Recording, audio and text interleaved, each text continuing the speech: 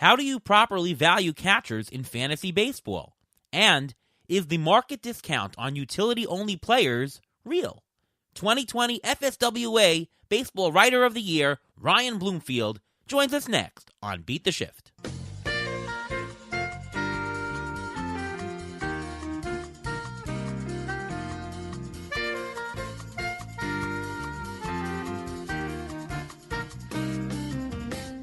Welcome to another episode of the Beat the Shift podcast. I am your host, Ariel Cohen, and with me as always is Ruven Guy. How are you, Ruven? I'm doing great. How are you doing today? I'm doing great today. Getting excited for the season. Our final touches before our first drafts. My first draft is going to be March 4th with the mixed labor auction with you helping on the side there. Oh, yeah, that's right. I think we're doing it together. Yeah, that's going to be the first draft. Position players actually started reporting this week, and it's very interesting to see the pictures of then and now, last year and this year, to see how they've improved or did not improve. Yeah. So, and to help us today on our catchers and utility-only players, we have a very special guest. He is the recipient of the 2020 FSWA Baseball Writer of the Year Award from BaseballHQ. Welcome to the show, Ryan Bloomfield. How are you, Ryan? I'm doing great, Ariel. Thanks for having me on, and Ruben, good to talk to you guys again. It's things are getting extremely busy, which is good. It's a great time of year, so excited to talk to you all tonight, and yeah, thanks again for having me on as a repeat guest. That's always good. I didn't mess up too bad the first time, so. Yeah, our pleasure, and of course, we invited you on the show before you won the award, and we're happy that you did. And I guess it makes you all the more credible. But I mean, you've been having fantastic analysis for years, and so glad that you won the award this year. Yeah, thanks. And yeah, the winning the award was honestly, I mean, obviously it was just fantastic. The really cool part about it was kind of afterwards, just hearing from everybody either in the industry or followers on Twitter, subscribers on Baseball HQ that have been reading my stuff for years now. I mean, we're a paywall site, so a lot of our stuff doesn't get out there. So it was just really cool to be kind of recognized and just kind of hear from everybody who I've been interacting with either on Twitter or at First Pitch the last few years. It's just kind of cool to see it all come together. So that was the real kind of icing on the cake for that. It was great. So can't ride the high for too long though. Got to get back on the grind here. Yep. No, it's all about producing, and hey, we've got 2021 to fill. So jump into our strategy section. Tonight is about catchers and utility players. We're going to talk a bit about some strategy involved with both. So first of all, catchers, the big thing is knowing how to value them. And we talk a lot on the show. There's positional scarcity, market premium, whatnot. For catchers, we know that if they were going to play in a league and there was no positional format, you could pick any player, you would hardly have any catchers. I think if you're talking about the top 30 catchers in a 2-catcher, 15-team league, only about 7 of them would actually even qualify.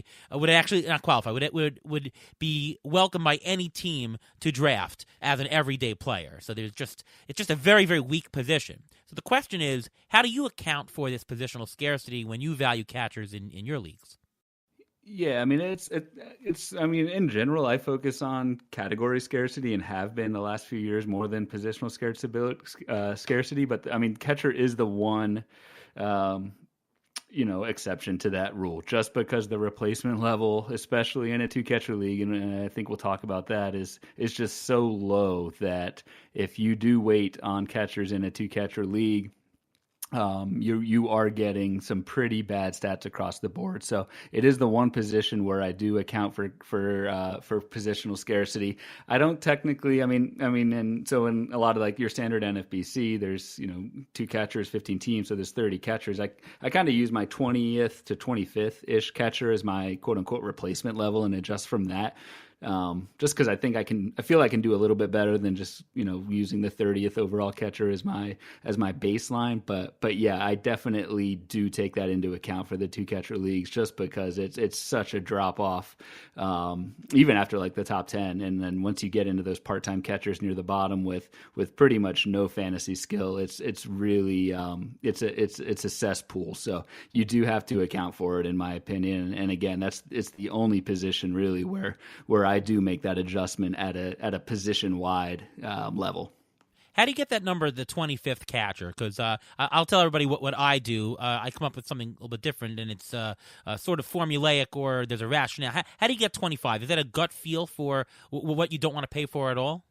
Yeah, I mean it's a little bit arbitrary, but I think once you get back to like the true replacement level of like your 30th overall, I just feel like I can do a little bit better, and probably talk about streaming a little bit later, but like you can kind of stream catchers a little bit and play platoons and matchups and things like that to kind of squirm your way out of using that true 30th number 30 catcher as your replacement level. So I bumped that up just a little bit, just because, and maybe I'm too overconfident in my ability to wade through the end of the catching pool, but that's why I bump it up just a little bit, because I think I can outperform what that true 30th number 30 catcher can be. So that's why I bump it up just a little bit.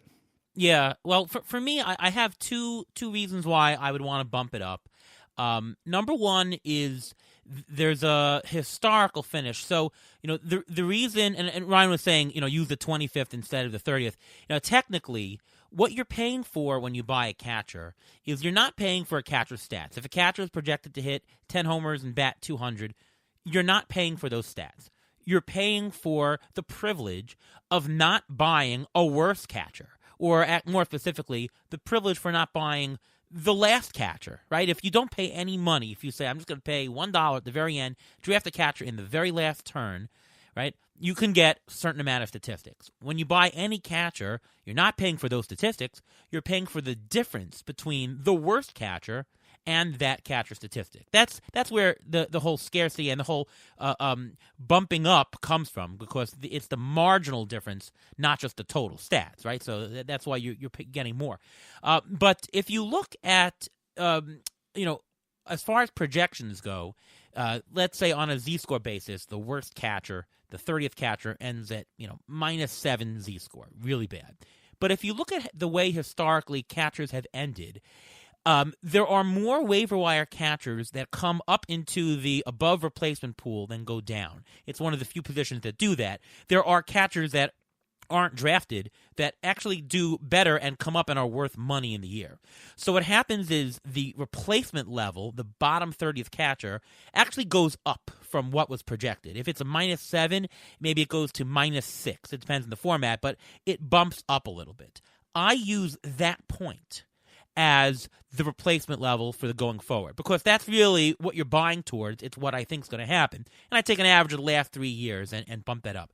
It comes out to a little bit closer to about the 21st, 22nd catcher is to where you want to bump numbers up, a little bit higher. So I will have negative values for any catcher below 21 and only positive values earlier.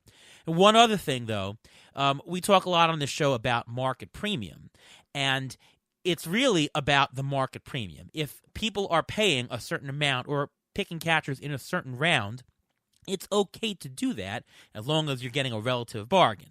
I found that if you use this historical jump, you're actually going to get a market premium that is pretty neutral to zero, so that your values all the way up and down the board are going to be fairly close to what catchers are going to go on average. So for that reason, the bump is closer to about the 21st level. A little bit math there. Ruben, what are you thinking about with catchers? The problem with catchers is that they have to play, and if you have two of them, they're actually taking up spaces on your active roster. So you can pick your poison. You can spend the $23, $24 or the third or fourth round pick and get the JT Realmuto and not have to worry about it, and then say, you know what, let me go cheap and go with the worst catcher, because you know what, they'll even out.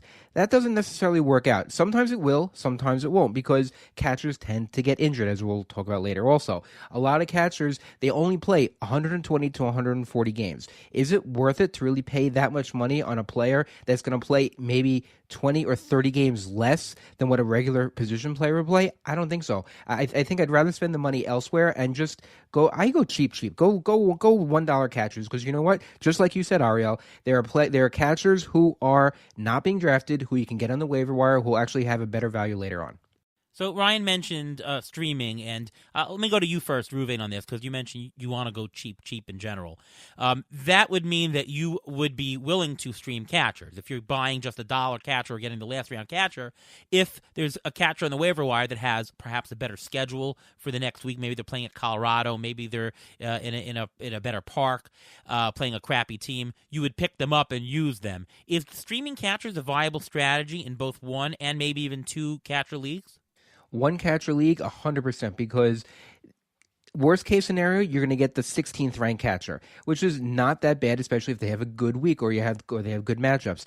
Two catcher league, you know what? Sometimes you're going to try and get that guy who's on his way up, or you think a catcher, like you want to get Kyle Higashioka. Why? You know he's going to play at least once a week, okay? If you know he's going to play at least once a week and he does well when he plays, you know what? He's playing the Orioles. He's in Baltimore. Let's play on that type of thing. I think that's maybe more worthwhile than spending money on a catcher. Ryan, what are your thoughts? Are you streaming at all? I think one catcher league, it's definitely a viable strategy, right? Certainly, if you are picking the dollar, you should do that. Is it viable in a two catcher league?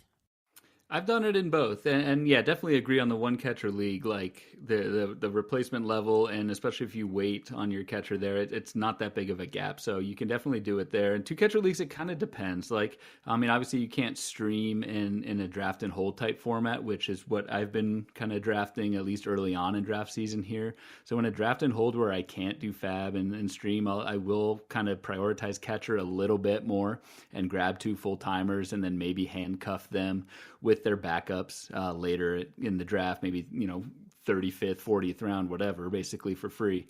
But yeah, in two catcher leagues, I have streamed my second catcher as well, and I kind of like to do that as well. I mean, typically, what I like to do is get a full timer.